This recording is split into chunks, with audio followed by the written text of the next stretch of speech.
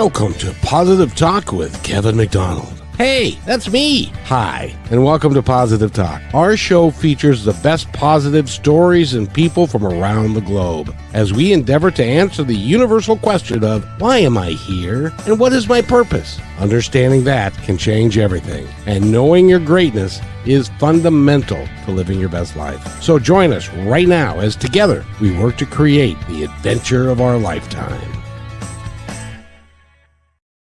And welcome to the show, everybody. I hope everybody is well today. I'm excited with our guests. We are of a like generation, and so we've got a lot of shared experiences of what's happened in the last, 60 years. And her name is Donna Conrad. She's an author. She's got a brand new book series that's coming out in April. So when you listen to this, we're going to talk about that quite a little bit.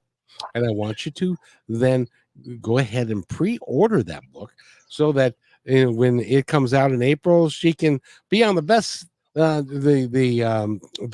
list and can really get it off the ground. So, Donna, welcome. How are you? I am doing well. Thank you. And thank you for having me on the show. Hey, what'd you think of my opening? I like it. It's the maximums I live by. Keep it positive, never give up, just keep going, make the world a better place. That's the whole idea. And know that you are great in and of yourself. And you don't have to learn how to do that. You already are. But you have to accept that you're great. And that's the biggest problem that a lot of people have.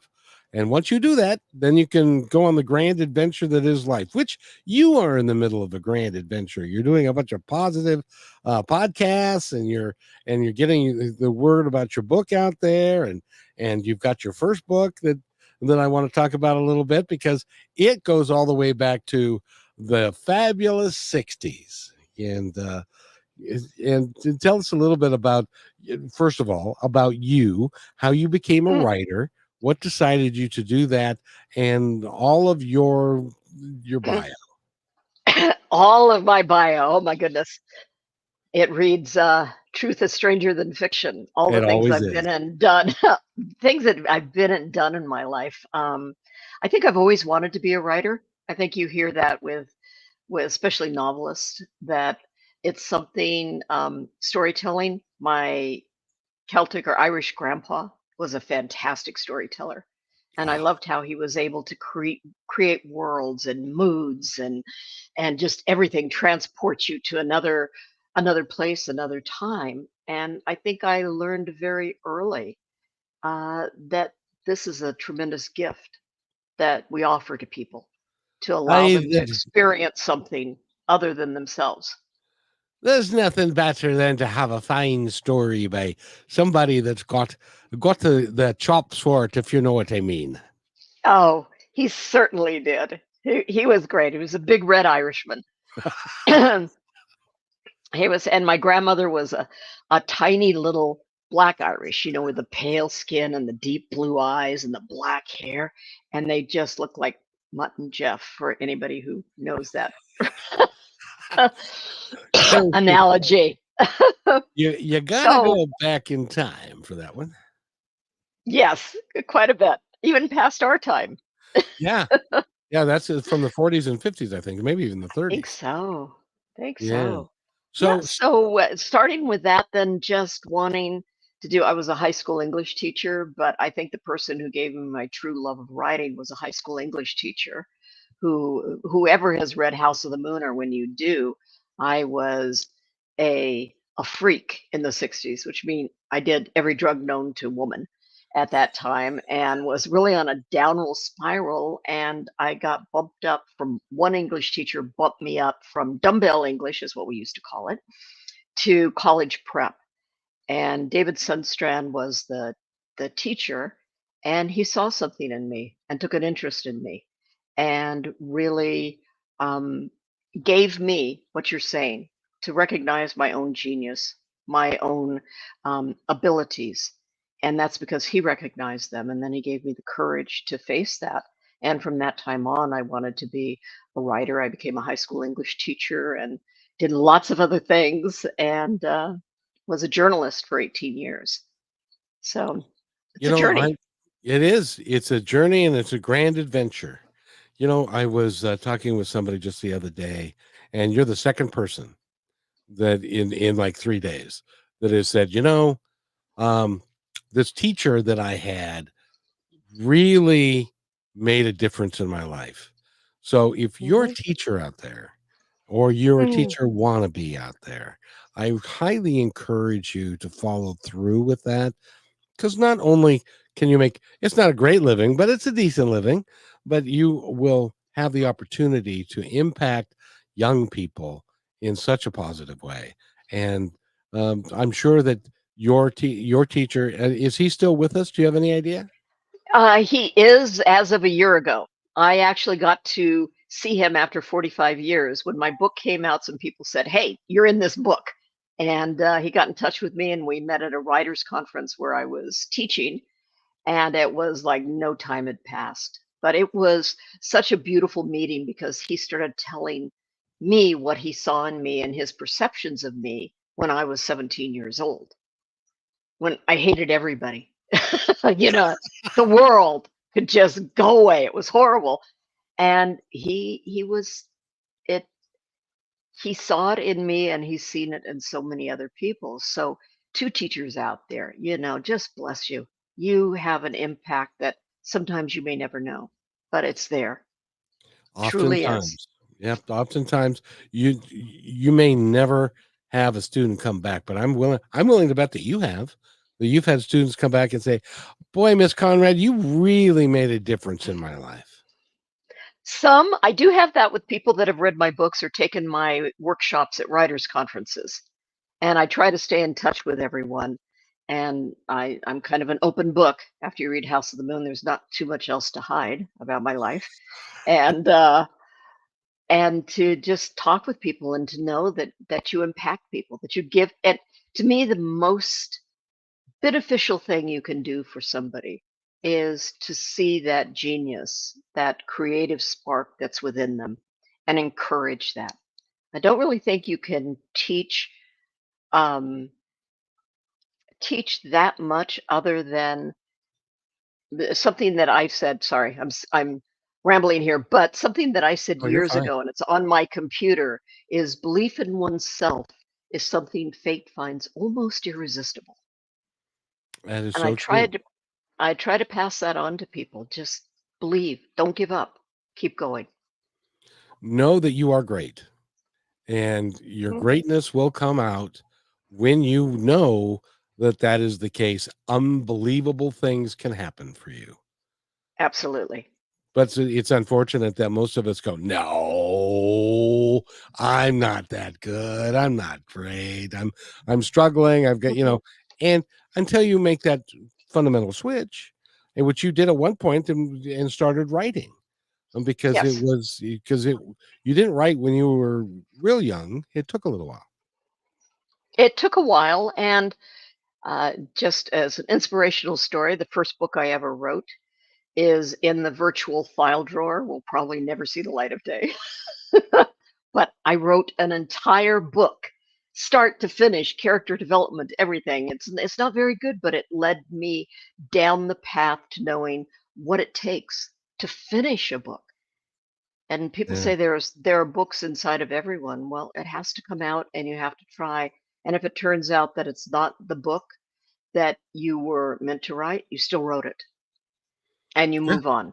You go to the next one. So without having written that first uh, paranormal urban fantasy, I would not have written the memoir, House of the Moon. And if I hadn't written the memoir, I would not have had the writing chops to tackle The Last Magdalene, which is historical fiction. So it's a building block. Keep going, keep writing, and be honest with yourself about if what you're writing is moving the story forward, and if it is developing the arc of your characters, having your characters change for the better or for the worse. Oh, exactly. Just you need change. Change happens whether you want it to or not. Actually, I've learned that. I've learned that when I turned 60. It's like Yes, if I don't want to change, I'm afraid there's only one way for that to happen, and I don't want that yet. I got too much to do. exactly. A life of change is better than the alternative. Yeah, exactly. Now I got to ask you, House of the Moon. Where did that title come from? My mother I was born in the 50s, and my mother way back then named me Donna, which means lady, and Diane for the moon. And she felt even before I was born that I was going to be ruled by the moon. And yeah, sometimes lunacy goes into that, but more often than not, shining a light in the dark, changing, having um, progress every month from being very luminous to being very dark, and all of that. And she gave me that name. And so this is House of the Moon because it was the house, the life I grew up in. Now, you grew up as I did in the 50s. I don't remember the 50s. My earliest memories were 1962. Well, I remember some things, but in media or national stuff, I remember like 1963 Yeah. and Oh, we when all. yeah, when John Kennedy was killed. And everybody that I know of that was alive then knows exactly what they were doing. What were you doing? I was in my 5th grade English class, and we were reading A Wrinkle in Time. Oh, wow. Not to be too specific, but and it came across the radio. They stopped the class, and there was total silence and disbelief. Something like this could not happen. And then Yeah. we were all sent home, and sent home for the rest of the week because it was traumatic. People that did not go through that don't get how dramatic it was, how traumatic it was. Because I was in Hmm. second grade, and Hmm. the principal walked in and whispered to the teacher, and the Hmm. teacher said, "Boys and girls, the president has been hurt, and we're Hmm. going to pray for him." Because I went to a Lutheran school. So we prayed for him, and then the teacher came back, or the principal came back a little while later, and said He that died. Yeah. he'd passed away, and that was maybe the earliest that I understood how national events could affect all of us, because Hmm. there there were the travesty was I was 7. And there were no cartoons on Saturday morning. Now, do you remember in those days, cartoons were only on Saturday And morning. Saturday, they were on Saturday, and we got an extra out. We got an hour of TV. We were restricted to a half an hour, but on Saturday we could watch an hour.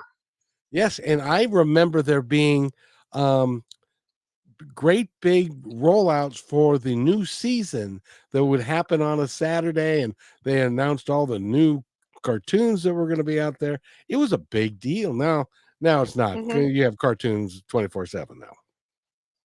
And that you had to wait until Saturday morning. You did. You did. And And you there had were only 3 television stations. I'm sure anybody watching has heard this before, but you had 3, and that was it. And TV went off at midnight.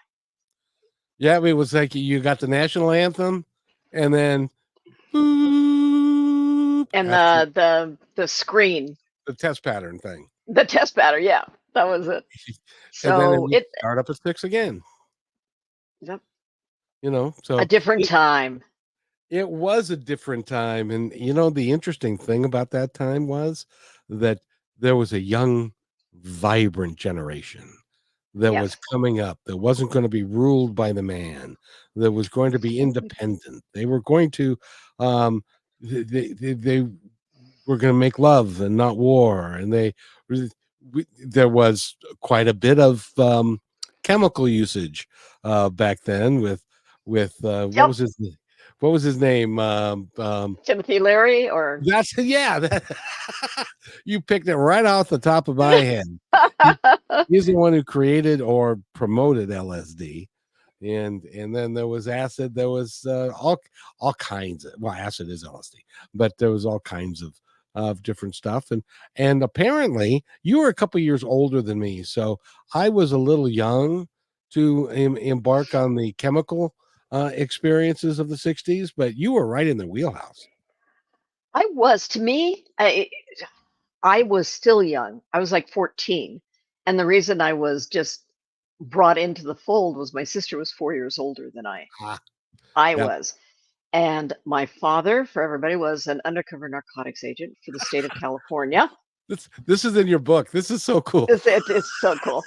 And my sister's boyfriend dealt drugs to all the bands that came through Los Angeles. So it was a bit of a dichotomy right from the beginning, you know? I mean, Now, here's dad, and did your dad yeah, know? Did your dad know or have any I idea? wonder. I think the Nile was a river in Egypt for him. I he never said anything. He must have known somehow.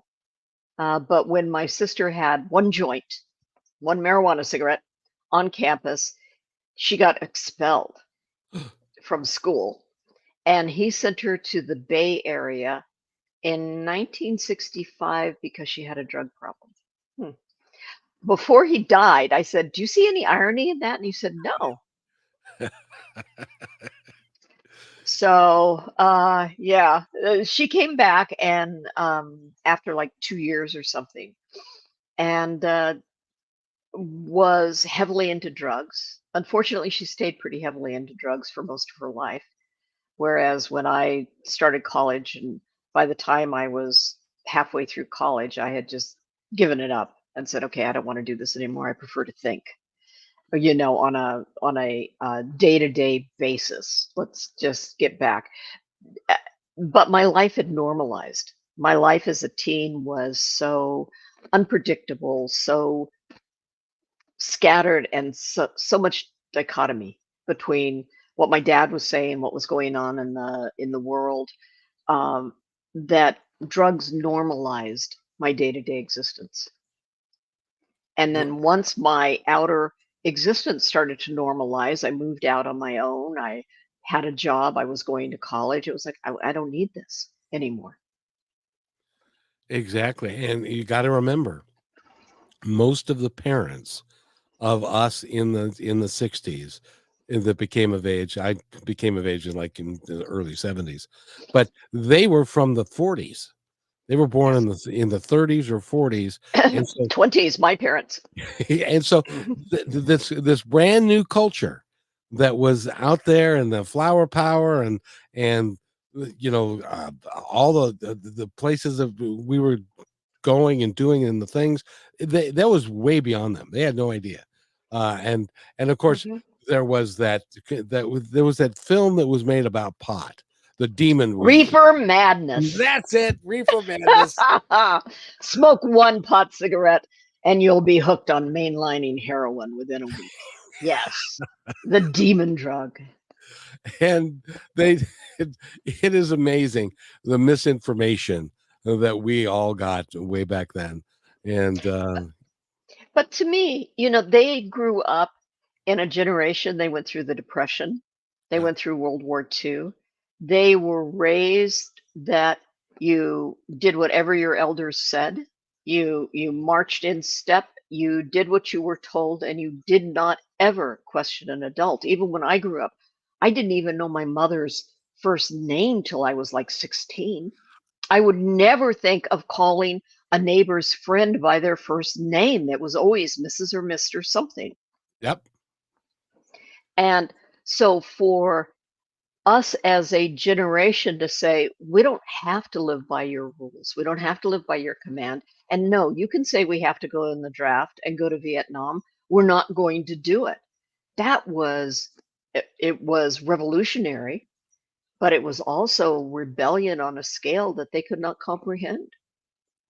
And it had never happened before in their lifetime, Mhm. so they had No. no earthly idea. And then the music changed so much with, you know in from 64 on, because prior to 64, if you go back and listen, you had people like Frankie Avalon and Annette Funicello and those guys. Now there was Elvis and there was some music, but it wasn't really until 64 through 67, 68 when the music scene really changed. It did tremendously, and they were expressing new values. You know what? Crosby, Stills, Nash. If you can't be with the one you love, love the one you're with. Yes, indeed. My friend Parents. Yeah, put that in my annual. exactly. So let parents listen to that, and they're like, "You're not going out of this house, young lady." Or like the one my high school sweetheart used to always tell me, you can't always get what you What you want. want. But then I always shot back with, but if you try sometimes, you can get what you need. And we knew what we needed. We needed freedom. We needed to expand our minds from the closed boxes, even that schools were putting us in.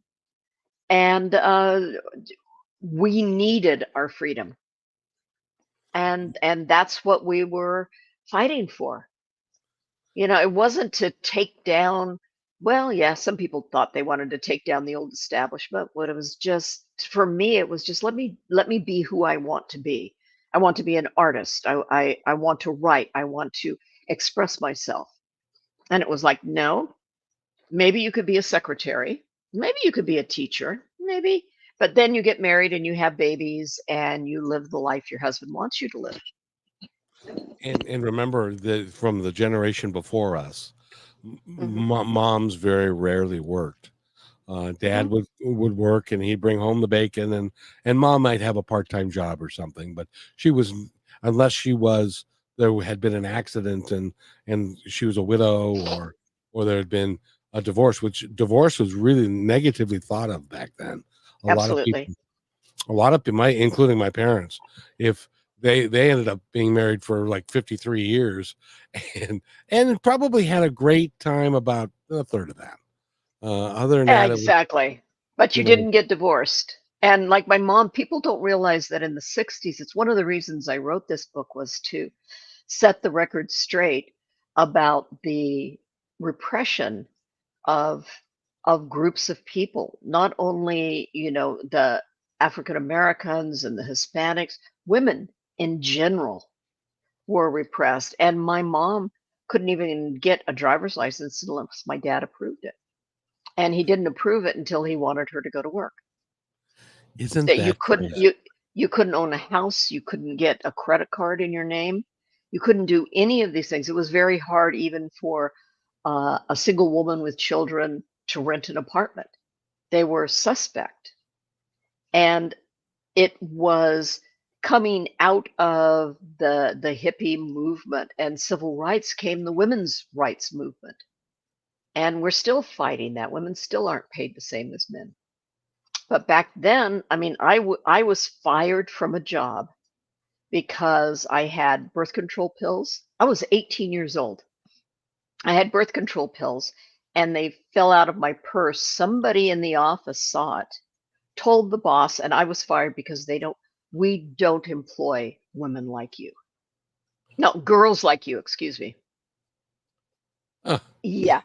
and what they don't, it's so frustrating because there were a lot of people at that time that were on birth control because it regulated their system, and if Yes. they were having very difficult cycles, that this could help them, and so that it wasn't so painful. Hmm. Exactly. But it didn't matter. That meant we were loose women and we were tempting men. And it was always the woman's fault. We won't even go there, but it's still happening today. Oh, A sure it woman is. is molested, a woman is accosted, she's assaulted, she's raped. It's always her fault somehow. You know, Still today. there's some guy, and I forget who it is, but he was doing an interview. He has kind of an orange hue about him, and he said that he could- Sorry. he could he could he could grab a woman by her private parts, and that would be And they would, okay, and nothing would happen to him. And that Yep. that happened not in the 60s. It That happened happened now. it happened in 2016 or so, or right So around in the it's still prevalent, but I think that back in the 60s and the 70s, it was really brushed under the carpet. was terribly. If that interview had aired in the 70s, it wouldn't have even raised an eyebrow. Would have been Yeah. okay. That's Yeah. fine. Now people can, and rightly so, be upset about it. That As that well they should be. yes. Do So they- I think we made a lot of gains in that time about personal freedom. Yes.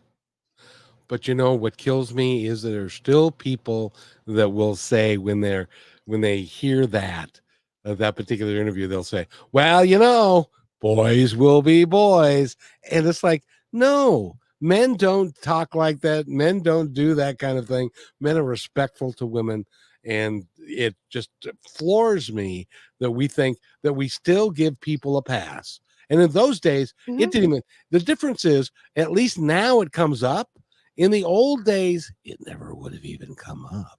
That's what I'm saying. It wouldn't have even been so what? He said that. Big deal. But even not that long ago, I think in this decade, that college jock guy who raped the woman while she was asleep and in the dorm. And the judge said, "Well, I'm not really going to sentence him to anything because it'll hurt his future careers." So that's fine. So it's still happening today. It Um, really is a shame. And but that's again, what we learned in the 60s, we can speak our mind and say that is wrong. yes. Back in the 60s, you couldn't say it was wrong. Yes, and Gloria Steinem and others Mhm. of that day. I distinctly remember the bra burning ceremonies and the things about how women should be treated equally. What do you mean equally? Well, it wasn't it wasn't until what was it in the late 70s where they could actually get their own checking account Yep. and that kind Buy of a thing. house, get a credit card, all that. It wasn't until like I think 78, something like that. 77, If 78. you were to take today's kids and put them back then, they would be there would be a real big culture shock. Oh, tremendous, tremendous. And that is again, if anybody wants to know what it was like, one reviewer of House of the Moon said, it's like going to sleep and waking up in the trenches. Yeah. So while Jim Morrison, Jimi Hendrix, Joni Mitchell are all in the book because I knew them all because I got backstage because of the drug connection. Um, that is the gloss over what was happening in the deep in the culture itself. And I would like for people to read that and say, this is what it was really like. And not only did I survive, but many, many, many people survived. And hopefully they're the ones that are still trying to change the world to be a better place for everyone, to have something that is egalitarian. And it's a never ending fight that you can't give up. Just don't do it. That's right. And by the way, you're not allowed to make a reference like I met Jimi Hendrix and Joni Mitchell and some of the others without talking about that just a little bit. Did you have a favorite of one of those stars that actually Jimi was? Hendrix. Oh, yeah. He was, and when you read the chapter with him, you'll see why. But he was the kindest, most gentle, caring person that I think in my life. I've met many kind, caring, gentle people, but he came into my life at a time when there wasn't much tenderness, there wasn't much caring. There was more about the drug, sex, and rock and roll than there was about the interpersonal connection. And so I would say of all of them, Joni Mitchell, though, sang for our generation Yeah, she and for was. generations after us. She had an incredible gift of taking her experiences and making them relatable. Well, Paul McCartney tells a story about Jimi Hendrix because Jimmy for a while played in London, and Mm-hmm. he was a tremendous guitar player. And Paul McCartney said that um, Sergeant Pepper came out on a Friday afternoon, which a lot of the albums came out on Fridays so that they could have sales on Friday, Saturday, Sunday. It made Mm-hmm. perfect sense. And so Paul McCartney was at he went to see Jimi Hendrix on a Sunday night in a club, and Jimmy played selections from Sergeant Pepper perfectly because he was such a talented man. People find that hard to believe, but in my book, The Boyfriend I Had During the 60s, his younger, who was a classical pianist, his younger brother was like that. I remember when Paul McCartney's single album came out, Mm-hmm. he listened to a song once and played it flawlessly on the piano. Isn't that It amazing? was unbelievable. He listened to Funeral for a Friend, Oh yeah, Elton John's. Elton He John. listened to that like one time through. He listened to it a second time and he played it. He It's nailed it. And I'm just like, how is this possible? So there are musical geniuses out there that can do this. And Jimi Hendrix is definitely one. real quick story about Funeral for a Friend, which, by the way, is on Yellow Brick Road, the Yellow Brick Road album. Yes. It is song one, side one. I think that's a double album, but it's song one, side one. And I was playing that, and my son, who was a teenager at the time, and this goes back like 10 years, and he was listening to things like, the real hard stuff that Grunge. sounds the grunge. Even after the grunge, it was this kind of throaty, kind of nondescript, awful sound that came out of these people's mouths. Of course, this was You sound like my dad about the Rolling Stones. exactly. and so I was playing Funeral for a Friend, and it's one of my favorite songs of all time. And he comes into the room and said, "What in the hell are you playing? That's terrible." So it's just generational, but what do you do? No accounting for taste. I know. And to this day, he still thinks that the music I listen to is crazy. But my older son, he loved the Beatles, and a lot of people still do 60 years later. But I do. like these, I yeah, listen to them. I still listen to Joni Mitchell, but I listen to a lot of the folk heroes. Phil Oakes, yeah, Jeff Buckley, Donovan, which we talked about yep, yep. pre-show. Donovan, all they still their message still rings true to me. One of the things that I want to do with my show is to play some of the music from that era that Mm. really had an impact in our lives. Like there was a song, and I don't know if you know this. It was called "One Tin Soldier" by Coven. Oh, Do you know what I'm absolutely. That talking was about? written. Oh, absolutely. And it was in the movie Alice's Restaurant. It was also in the movie Billy Jack, Oh, and Billy Jack. It was Billy Jack. It was Billy Jack. Sorry, my mistake. Oh, that song is so powerful. Still it is. and the premise of the song, for those of you that have never heard it, go look it up. Go And listen to it. yeah, One Tin Soldier, and it's about, and see, that really formed my perception of the world and what was right and what was wrong, and that the people of the valley were jealous of the people on the mountain, and they thought that the people on the mountain had this secret treasure that, and they wanted it for their very own. So they got their army together and they go up onto the mountain and they kill all the mountain people, and then they're standing there looking at the treasure, and they're about to open it, and they're saying, "What a wonderful thing we've done. We're now going to be rich." They opened it up and it said, "Peace on earth." And this was during the Vietnam era. And this is when we were, and that really did shape my opinion of what life would be better if we could all have peace on earth. And that the people that profess peace on earth were ultimately killed by the people who are less than. And so that was really powerful for Mm-hmm. me. It was a very powerful song. Very powerful. And Donovan, back to him, he had so many just subtle, beautiful protest songs that he wrote. Yes. And Yeah. One more quick story I got to tell you. In 2003, we went to war in Iraq. And so I bought a 1960s protest song CD, because in those days I would go out to commercial with a song, come back to commercial with another piece of a song, outros and stuff. And I picked those like Edwin, I forget what his last name was, the guy who did War. Uh, yeah, you forget more of that, but I did a bunch of them, and I started getting letters. I got hate letters for doing protest you're songs. un-American. You're not Yeah, patriotic. Yeah.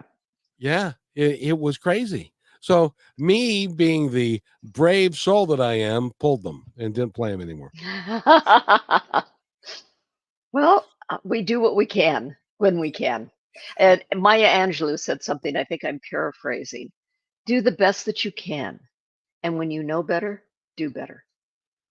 Ooh, that's a T-shirt. We need to put that on a Yeah, T-shirt. I think that's the whole quote.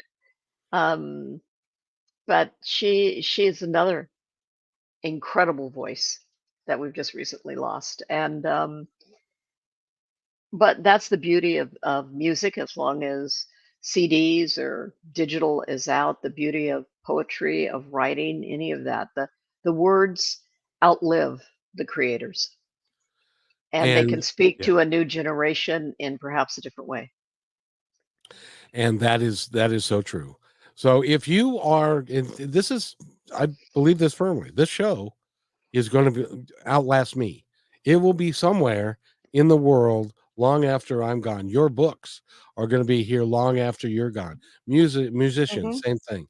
And that's how it's designed to be, I think, because good ideas never die. I And agree. and in Mm. your work, um, House of the Moon, Surviving the 60s, is a work of art that is going to, people that did not live there and were not part of the 60s would not believe it if you told them these things, but you wrote it down, so it will be there for them to get the actual flavor and feel for what it was like. And it wasn't all good. There was a lot of undercurrent of negativity, hate, division, and fear in that time. Well, and that's why I say I like to always give a warning on it. It's not a fun romp through the 60s. It is a dark, disturbing book that explores the underbelly of this generation that actually changed the world. But in Yeah. order to change the world, it can't all just be peace and love.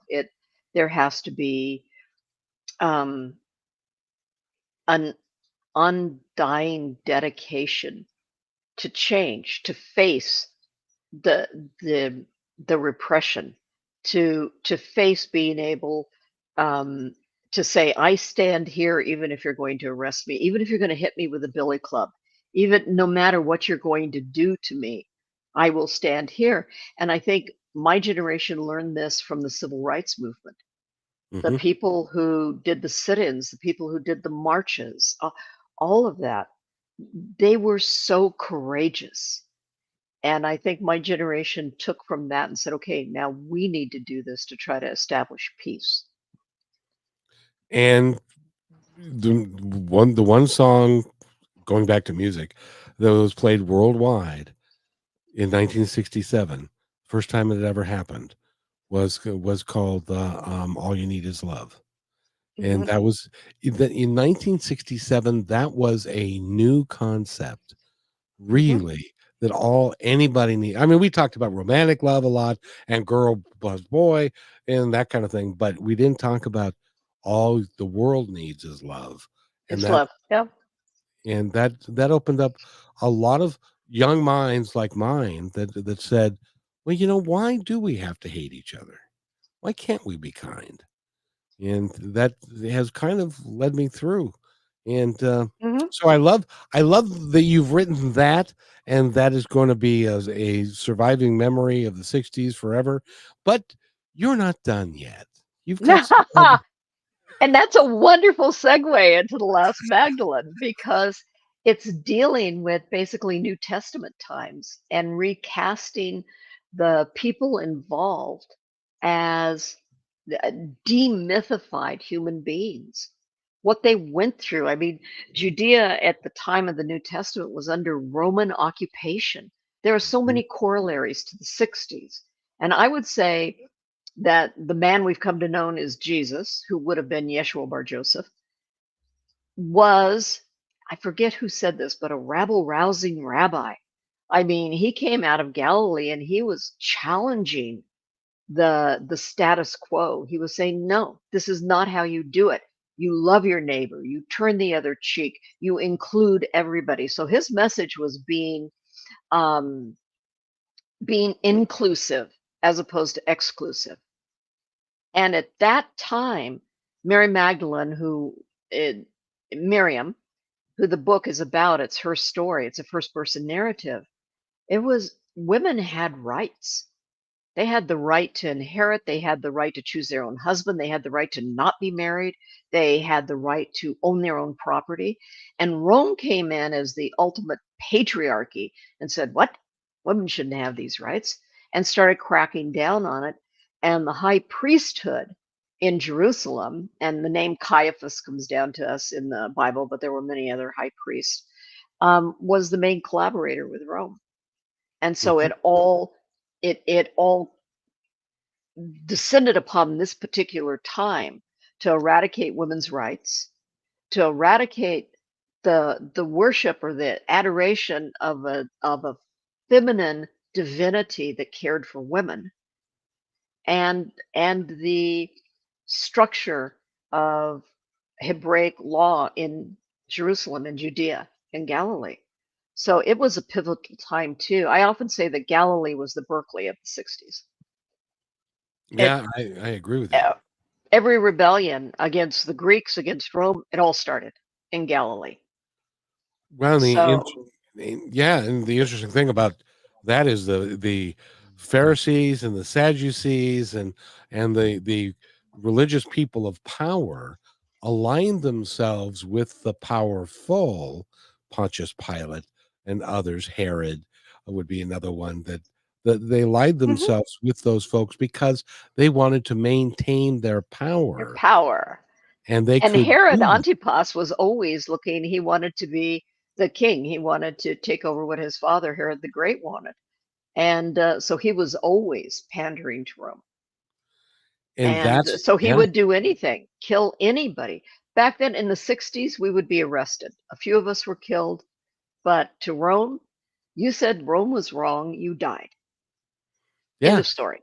And and if they you went against Rome, you were crucified, which was a hideous, hideous, torturous death.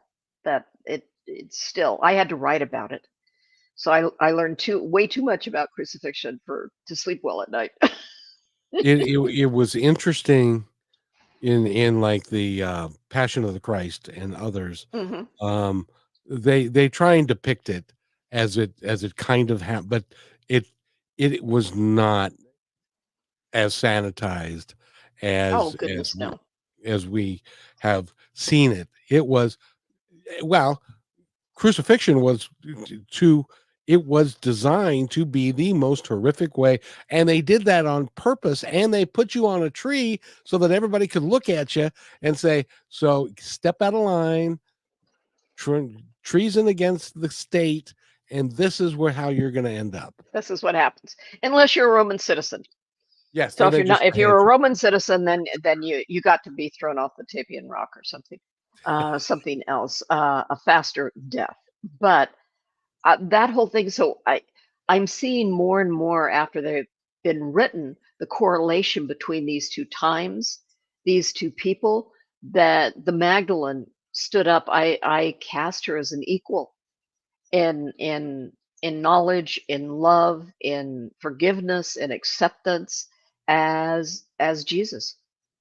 Mhm. And she was a very powerful, determined woman who was caught up in a time that changed the Western world. It did. And the Romans were, you're right, they were very man oriented, and men Hmm. could do whatever they wanted, and women should be seen and not heard and shut up and sit down. And by the way, unless I want you to get up, and then you're going to come over here, and then, whatever. But Whatever. Yeah, they were, women belonged to the father of the family.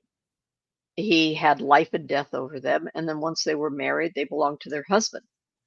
And anything could happen. They couldn't inherit, they couldn't own property in their own names. It was an incredibly repressive time. And they were supposed to just be docile and breed children. And Judea was anything but that. I mean, people think that because of the New Testament, that people who at this time they were Hebrews, they weren't, there weren't any Christians. right. Spoiler alert. I by the way, I hate to bring this to you all, but Jesus was Jewish. And so was Mary Magdalene, and so was everybody else in that whole tribe. And they were fighting for their way of life. And women were judges, they were rulers, they could sit in courts of law, they could worship in the temple. And all of this started changing around this period of time. Yeah. As Rome took over, and as you say, I mean, the priest, and the different sects within the Hebraic hierarchy saw the best way to conform and to keep their power, and that was to go with Rome. And that's And why go ahead. no, and that's what you were saying. I mean, okay, how do we keep our power? Well, they're more powerful than we are. They saw it early on and agreed to collaborate in order to keep their power, where some people did not. And Which that's where I is come up with Yeshua Bar Joseph. He said no, but there were others. Barabbas, who gets a bad name in the Bible, is a brigand and a renegade. And all that. He was another freedom fighter. One person's insurrectionist is another person's freedom fighter. I could say something about that, is that brings it to modern times, but I'm not gonna. Yeah, we're not going there. This is not a political show. That's right.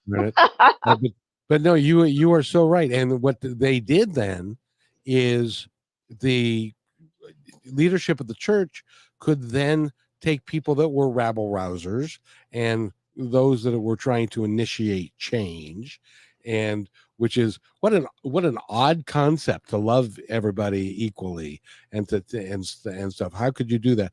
And so then they could hold him up and say, this man is a blasphemer, and he says this and he says that, and Pilate, you need Heretic. to, he's a heretic, and so you need to, and he's a traitor to Rome, which was Yes.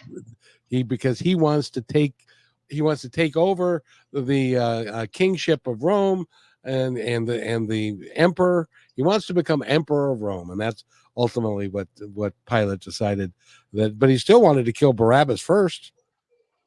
Well, Barabbas, actually, we have more historical evidence of Barabbas than we do of Yeshua Bar Joseph. Isn't that And interesting? so it's interesting, but they wanted to get rid of everyone. And that whole thing, by the way, that was not a custom. So we have so much coming down to us that is factually inaccurate. The Which part whole wasn't the concept, best? the part where they held up Jesus and Barabbas, that was not a custom.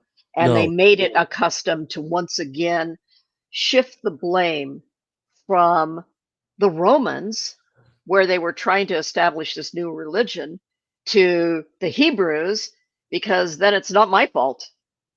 Pilate washed his hands. No Roman governor in the history of Rome would ever bow to the wishes of the populace. Pilate was a hideous human being. He was Roman through and through, and he cared nothing for them. There was a protest about an aqueduct that he actually took money from the temple to build. And when people complained about it, he had his men hide in the audience and listen to all of these people complaining that he took the funds and everything. And he held his hand up like he was going to speak. And that was a sign. His soldiers were in the crowd with clubs, and they took them out from under their cloaks and beat people to death. That's how Rome dealt. They didn't wash their hands of anything. This is again fictions created by the early church to shift blame from Rome to the Hebrews. And it doesn't make any sense if you look at historical accuracy. Well, yeah. And I know that you've looked at these things, and especially, like, I believe, isn't there a book that was written by the Magdalene? There are the Nag Hammadi texts, which were written in Coptic, which was an early language form, and they've been ascribed to her. Also to Philip, to John. There's a book of Judas that has come out, and Yes. these were found in a cave that in Egypt, and the papyrus has been dated back to first century, but it was an oral tradition that was later written down. And I believe the teachings that are ascribed to her, they fall right in line with the teachings ascribed to Yeshua Bar Joseph. They are about inclusion, about love, of acceptance, love your neighbor, do unto others as you would want to have done unto you. And that doesn't mean go out and murder people because they don't believe exactly like you believe. And her teachings, the third book in the series, A Woman Unto Herself, goes into her teachings, because when she finally leaves Judea, goes to Egypt, leaves Egypt, and goes to southern Gaul, she becomes a renowned teacher and healer in her own right. And as I say, her teachings are every bit as much about love and acceptance and peace and generosity of spirit, and generosity of, if you have 2 coins in your pocket, you give one to somebody else to help them. Exactly. Exactly. So, if you've got 2 coins in your pocket, then you can go give some money to a charity. And that would be good, for instead of having billions and billions of dollars that is Hello. in your bank account someplace. Instead of shooting yourself into space, Yeah. go I help mean, people who don't have food on the table. yes, and I know you've done a lot of research. I wanted to ask you, because I Hmm. find it fascinating that the church, or the Christian church, kind of developed into two different. There was the Western philosophy and the Eastern philosophy, and they were Hmm. actually very, very, very much different. But the Hmm. Western philosophy was ultimately ruled by the Emperor of Rome and Hmm. Constantine, Hmm. when he kind of put that all together. And then the Eastern philosophy, which I think was a lot more spiritually minded, and may have included reincarnation, and may have included some of these things. They were ruled as heretics, and then they were dispatched with. Well, and throughout history, I mean, you go up into the 12th century, and the Catars, which were the Bonomi in what is now southern France, they said that you love one another, you do no harm, you don't need a priest in order to relate to divinity, and they were wiped out. I mean, the Albigensian Crusade that happened in the 1200s killed half the population of the South. Yeah, And it's because because if you think about it, Constantine, let's go back to Constantine. He has this vision, which is questionable if it even was, the vision. It looked more like a sign of Mars, the god of war. But all of a sudden, he can find a religion when he's fighting two emperors. It was splitting apart two emperors. So you have one religion with one god, not a myriad of gods, but one god that passes on the divine right to rule to one emperor. To me, it was rather convenient. Just saying. No, and it really was the Nicene Creed and the Council of Nicaea. They put it together in such a way they picked the actual books of the Bible. So when I grew up, I was told that every word was the inspired word of God, but it was picked by a bunch of guys, and there were other who books were locked on an island and told to get it together or they'd never leave alive. Talk about incentive. Back to Rome.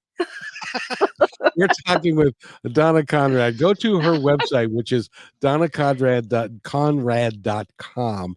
Look at all of her stuff. I could talk to you for hours. In fact, I'm going to talk to you Friday at noon. We are going to talk again. That's right. And we're going to have a great conversation. And it will be a lot of fun. And I want to thank you for being here. And it has been my pleasure. Thank you so much. And just to let people know, April 9th, The Last Magdalene's coming out, and we're going to have, if you go to my website and sign up, there's a chance for 3 people to win a signed hardback copy of the book, and lots of other good things. You can also, if you're interested in House of the Moon, if you sign up, you get a secret link to the lost chapters, those that didn't make it in the book. Oh, good for you. Lots of other goodies. And so please sign up. I'd be glad to hear from you. I'm always open to hear from writers and readers. Let's talk. Absolutely. Good for you. Go to donnaconrad.com and go treasure hunting. That'll be great fun. So thank you so much for being here, my dear. And I'll talk to you again on Friday. I got to go do another show. But thank you so much. Get to it. I'm telling you. It's been a pleasure. Wait right there. I'll be right back. Thanks for enjoying this episode all the way to the end. This has been a production of kmmedia.pro. Please visit our website, oddly enough, named kmmedia.pro, for more details about us and our mission, which is to provide great positive programming designed to inspire us all. I'm Kevin McDonald, and I'm proud of these shows, and I truly hope that you'll like them and share them with friends and family. So on behalf of our entire team, remember, be kind to each other, because each other's all we've got. We'll see you next time.